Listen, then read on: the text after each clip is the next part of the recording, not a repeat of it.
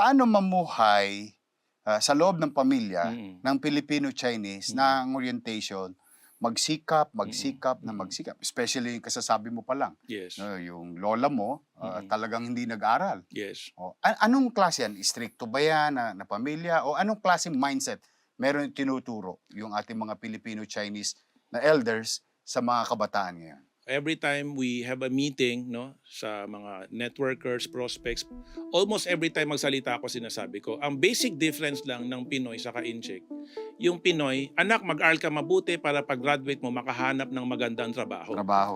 Samantalang sa Incheck, growing up as early as what? 2 years old, 3 years old, basta nakakapagsalita ka na, nakakaintindi ka na, anak, mag-aral ka mabuti para pag-graduate mo, magpatayo ka ng sarili mong negosyo.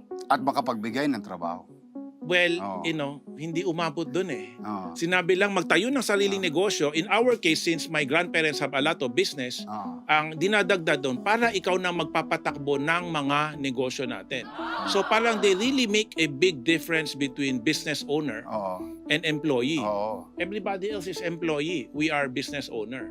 And one thing na palaging sinasabi ng lolo ko, na sabi ko, prangka ko to sasabihin sa inyo, huwag kayong magagalit. Sabi ng lolo ko, kaya yumayaman ang Incheck kasi bobo ang Pinoy. When you say bobo, it's not stupid. It's Oo. because the mindset, It's different. gusto mong maging empleyado eh.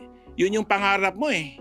'Di ba? Samantalang yung Incheck gusto magnegosyo. So, yung nakikita ko, yung houseboy ng lola ko, yung anak niya, naging houseboy ng tito-tita ko. Ngayon yung anak niya, bali yung apo, houseboy naman ng mga pinsan ko. So 3 henerasyon silang houseboy. Kasi, syempre sabihin nung tatay, anak, mabait si ama saka si angkong. Diyan ka na Diba? lang. Oo, dito ka na lang. Pagkatapos mo mag-aral, dito ka na lang. Ikaw nang pumalit sa akin. So nagiging ganon. The business owners inherit the business.